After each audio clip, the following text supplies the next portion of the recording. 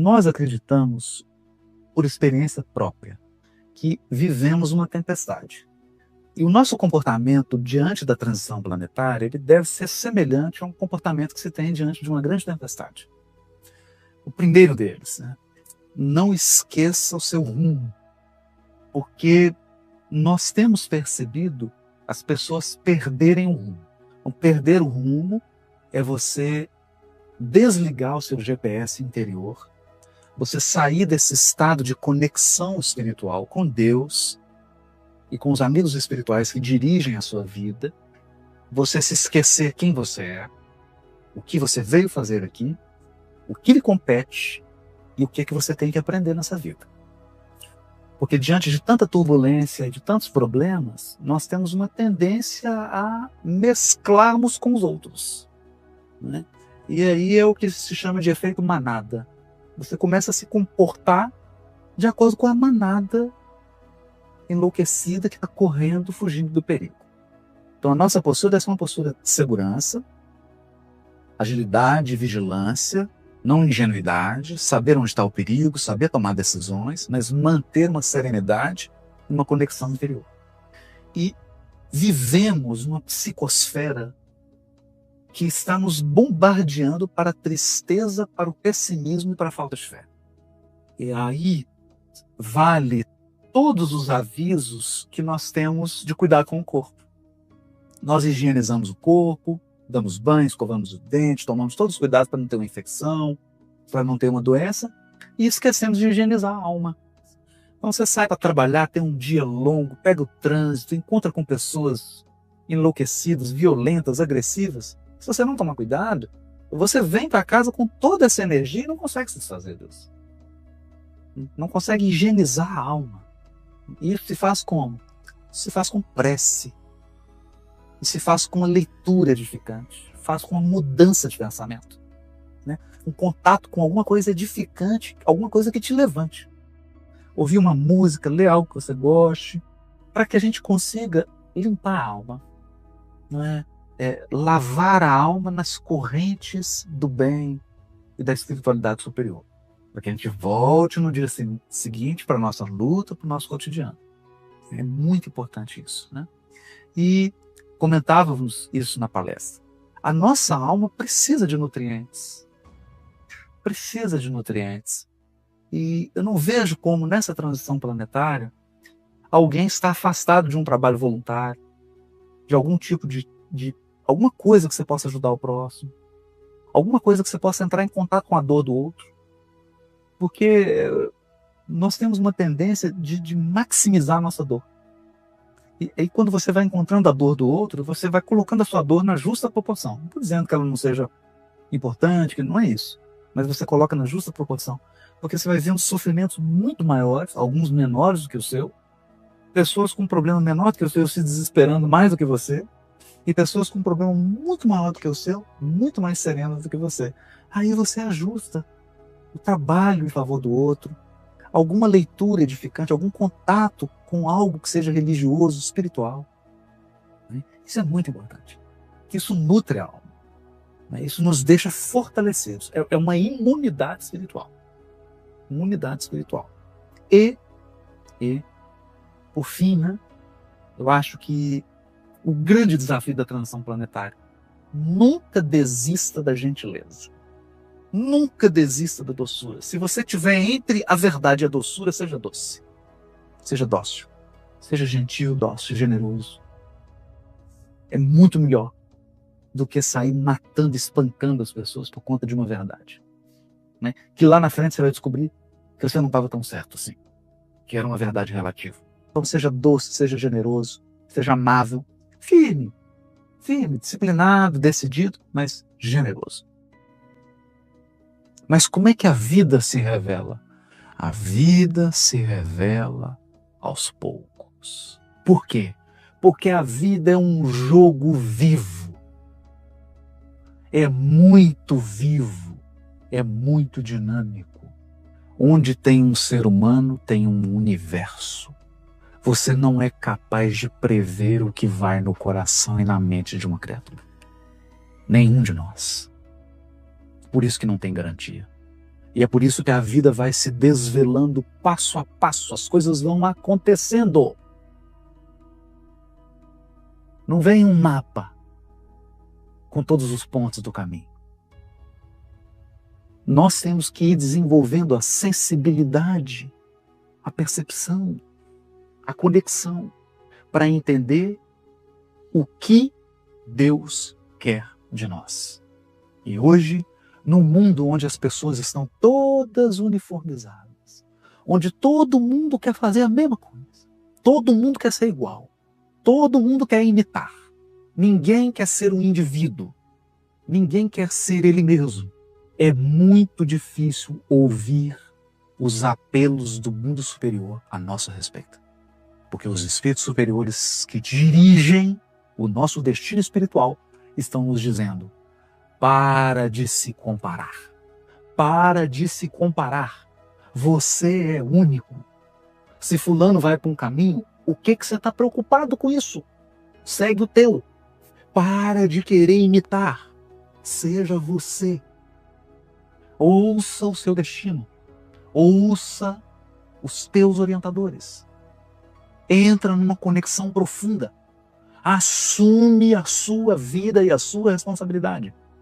Não espere companhia, porque a evolução se faz individualmente. Você pode interceder, você pode ajudar, mas não pode carregar ninguém. É essa a lição do Senhor que queres que eu faça. Segunda coisa que eles dizem: não existe trabalho mais importante. Porque o trabalho vale pelo que ele faz com você. Com você. Então nós ficamos comparando trabalhos. Mas a importância do trabalho é pela transformação que ele faz em você. Então, nós podemos ser uma criatura fazendo um trabalho considerado pelos encarnados um trabalho obscuro, mas que provoca nele uma transformação muito maior do que um trabalho de sair fazendo palestra pelo mundo. Porque você pode fazer esse trabalho e não ter nenhuma transformação íntima. E de que vale isso? Nada. Se não te transforma intimamente, você só adquire mérito por ter ajudado os outros. Mas não te transformou. Não te transformou. Então é como se fosse um mendigo segurando pratos de ouro. O trabalho tem que nos transformar. Por isso não importa qual. Não importa. Assumir isso, mergulhar profundamente dentro de nós e descobrir o que quer de nós as forças superiores que conduzem a nossa vida. O que quer de nós? Por que você está aqui? Por que você está onde está? Por que você está com as pessoas que você está? Por que você está fazendo o que está fazendo? Tudo tem um sentido. Mas tudo pode ser aproveitado e tudo pode ser desperdiçado. Isso exige de nós um senso de individualidade. Paulo jamais se comparou com qualquer apóstolo. Jamais ficou tentando imitar outra pessoa. Ele sempre foi ele mesmo. Ele tinha consciência de qual era a sua tarefa. E ele tinha consciência do que precisava transformar dentro dele por causa da tarefa. E é por isso que ele se torna um vencedor. Um vencedor. Todas as igrejas que Paulo fundou se acabaram. Nenhuma igreja sobreviveu. Hoje tudo é cinza. Se você for a Corinto, a cidade de Corinto, tudo é escombro, tudo é ruína. Se você for a Jerusalém, não tem mais igreja do caminho, acabou tudo. E vai ser assim conosco. Tudo que nós fizermos de material vai acabar, vai se transformar. Porque a lei é lei de progresso. E a lei de progresso é casada com a lei de destruição. É marido e mulher. A lei de destruição acaba e aí vem o progresso. Tudo é refeito. Tudo é refeito. Basta você se perguntar: onde estão seus bisavós? Os pais dos seus bisavós? Onde estão? Sofreram? Se preocuparam? Guardaram dinheiro? Compraram propriedades? E agora? O que aconteceu? Nós vivemos num transformismo. É como um rio. As águas estão fluindo. O segredo é saber navegar. O segredo é saber aproveitar. Porque a nossa embarcação começou viagem no útero e ela vai chegar a termo, no túmulo. Será assim com todos nós. Mas aquele que entrou em sintonia com as forças superiores que chegam até o Cristo, que é o nosso governador espiritual, o Espírito que nos dirige, que coordena o nosso destino espiritual, que nos acompanha há milhões e milhões de anos. Quem sintoniza com essas forças tem um GPS poderosíssimo. Vai saber seguir o seu rumo. Vai saber encontrar o propósito da sua existência e vai fazer com o que Deus lhe deu o melhor. Esse é o convite de Paulo. Esse é o convite da doutrina espírita. Nós temos hoje mais recursos do que tiveram os apóstolos. Temos o Consolador prometido que nos explica em detalhes mundo espiritual, reencarnação, lei de causa e efeito, evolução espiritual. Está tudo explicado. Eles não tinham isso. Mas tinham algo que nós precisamos desenvolver. Confiança. Fé. Confiança. Confiança é saber entregar-se ao Criador e esperar dele a direção. Fazer a caridade focando somente na própria evolução não seria uma ação muito egoísta? Bom, aqui nós vamos pegar um princípio natural. Você entra num avião, recebe o seguinte aviso: em caso de despressurização, máscara de oxigênio cairão. Coloque primeiro em você, depois auxilie a pessoa. Isso é muito importante, porque Jesus nos ensinou assim: ame o teu próximo como a ti mesmo. Então, primeiro põe a máscara em você. Primeiro faça prece por você. Acorde, se proteja, faça prece, faça uma leitura. Chegou a hora do almoço? Faz prece de novo.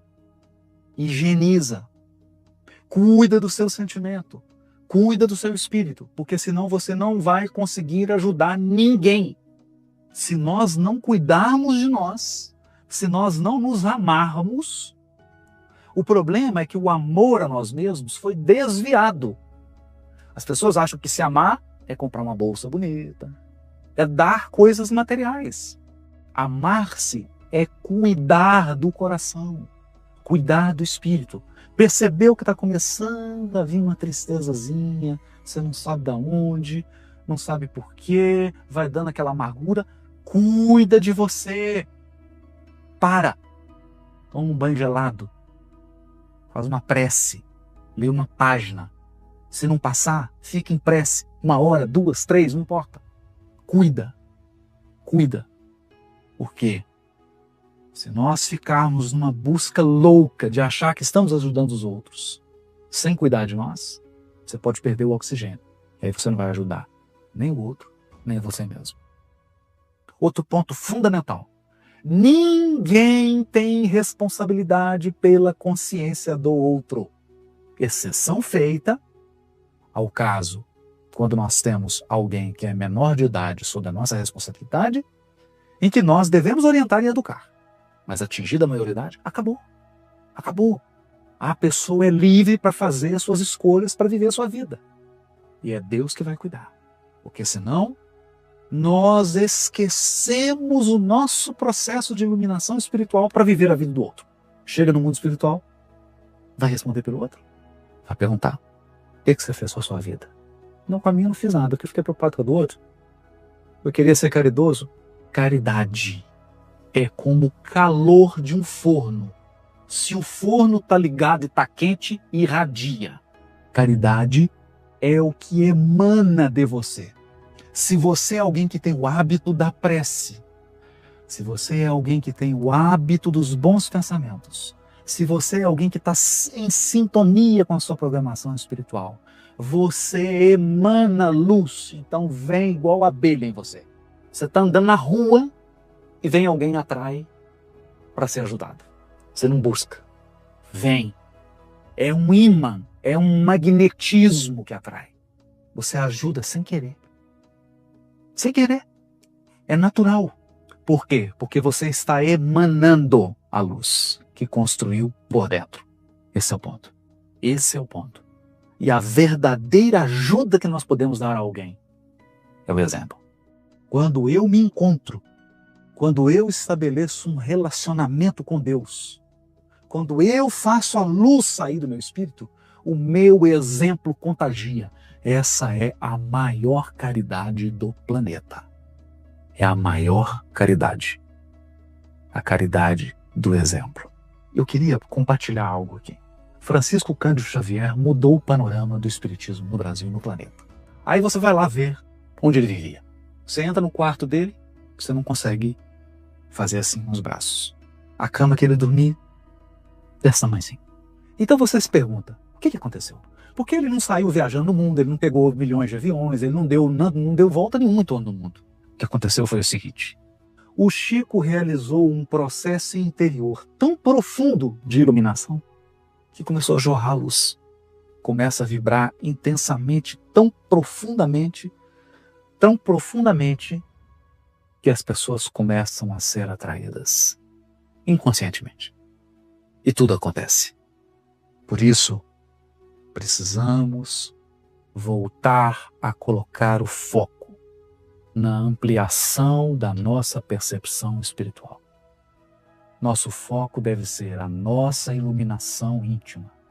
O nosso foco deve ser: brilhe a vossa luz. Jesus já tinha dito isso, ele disse assim: brilhe a vossa luz. Quem pode esconder uma cidade sobre um monte? Se você estiver brilhando, nada esconde. Nada. É uma luz enorme. Mas esse é o desafio. Esse é o desafio. Os lugares no Brasil onde tiveram surtos de crescimento do espiritismo foram porque luzes brilharam. Eurípides Bassanufo em Sacramento, Chico Xavier em Pedro Leopoldo Beraba, Divaldo Franco em Salvador, Raul Teixeira em Niterói e tantos outros. Ivone Pereira. Luzes que onde ficaram brilharam com tanta intensidade que o movimento virou uma coisa imensa. Esse é o ponto. Então os espíritos estão aguardando a nossa luz. Estão esperando a gente emanar.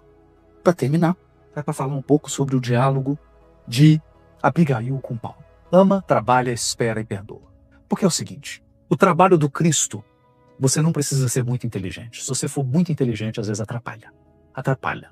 Certa vez eu fui num congresso e alguém disse: tive um acidente da Petrobras e um vazamento, foi uma coisa terrível. E aí foi lá o advogado e ele queria convencer todo mundo de que não tem problema não. Mas depois que ele acabou de falar, um senhor subiu, um jurista, e disse assim, ele começou a palestra assim: eu morro de medo das pessoas inteligentes. Todo mundo ficou rindo assim, né? Vou dizer por quê. Porque as pessoas muito inteligentes, elas te convencem de uma coisa mesmo quando elas estão erradas. Querem ver? Nós podemos citar na Alemanha aqui Hitler. Então o primeiro requisito do trabalho com Cristo é amar. É amar. Porque quem ama enxerga 1 milhão de vezes mais. Quem ama, cuida. Quem ama é caridoso. Quem ama, respeita. Quem ama, entende. Então o amor é o principal requisito. E outra coisa, é muito mais fácil fazer algo quando você ama. A coisa mais maravilhosa, mais fácil, mais gostosa do mundo é fazer uma coisa que você gosta, não é? O tempo voa, você não vê passar. Tudo acontece. Por quê? Porque você ama. Então o primeiro conselho é: ama. Se você amar, tudo fica fácil. Tudo flui. Segundo, trabalha. Trabalha. O trabalho é fundamental. Trabalho disciplinado. Trabalho sistemático. A maioria das pessoas dá muito valor para aquilo que elas são capazes de fazer num dia, mas menosprezam aquilo que elas podem fazer em um ano. Se você estudar uma língua meia hora por dia, o que acontece em 2 anos? O que acontece em 10? O que acontece em 15? O que acontece em 20? Chico Xavier lia o Evangelho segundo o Espiritismo 4 vezes por ano. Foram 75 anos, faz as contas. O que acontece? O que acontece? Se nós valorizarmos minutos, se você tem a disciplina de minutos depois de 50 anos, é muita coisa. Minutos. Trabalha. Acontece que Deus nos chama muitas vezes para semear. Então, perca a ansiedade de querer colher. Nós somos chamados para semear. Talvez a gente não colha nada. Quem vai colher são outros. Então, o que tem que aprender? Esperar. Esperar. Por quê? Porque diz Emmanuel, a natureza tem um espírito de sequência. Você joga a sementinha, aí você vai lá 2 horas depois já tem um fruto? Uma laranja para você descascar? É assim que acontece? Claro que não. Para nascer você precisou esperar 9 meses. Está com pressa por quê? Às vezes tem um familiar que você está conversando com ele aí, para daqui 300 anos ele acordar. Porque o trabalho que Deus pediu para você fazer é semear, não pediu para você colher. Então tem que saber esperar. E por fim, perdoar. Por quê? Por quê? Isso é sério. Se nós não aprendermos a perdoar, nós vamos ficar sozinhos. Sozinhos. É impossível relacionar com qualquer pessoa sem perdoar. A menos que o seu marido, que a sua mulher, que os seus filhos, que sua sogra, que seus sogros sejam anjos, espíritos puros. Aí não precisa perdoar. Se você está convivendo com anjos, não precisa perdoar, porque eles não vão te ferir. Mas se você está convivendo com seres humanos, aguarde. Quanto mais intimidade, mais a pessoa vai te machucar. Então, qual que é o antídoto? Qual é o remédio? Perdão. Perdoar. Porque a pergunta que Emmanuel faz é: quantas vezes você precisa de perdão? Quando falamos de perdão de pessoa, tem que perdoar o outro, tem que perdoar você. E as coisas que você faz? E as coisas que você fala atravessada, que não percebe? E as coisas que você faz que sai magoando as pessoas? Quem disse que nós não precisamos de perdão? Quem disse? Às vezes a gente vive achando que não precisa de perdão. Aí você perde a mãezinha, perde o pai, fala: oh meu Deus, por que eu fiz aquilo? Se ele estivesse aqui agora, eu queria pedir perdão. Porque nós precisamos. Ama, trabalha, espera, perdoa. Se nós seguirmos esse lema de Abigail, a gente vence as coisas, vence como um rio, você está andando, aparece uma rocha na sua frente, você desvia, devagar, sem barulho, com calma. Não tem que brigar com tudo. Imagina se o rio entrasse em conflito com tudo quanto é obstáculo que aparecesse na frente dele. Não sobrava energia para correr. Então nós temos que aprender a fluir, a passar. Ficou difícil aqui, vai para a direita, vai para a esquerda. Vai fluindo. E se flui com segurança. Quando se ama, trabalha, espera e perdoa. Muito obrigado.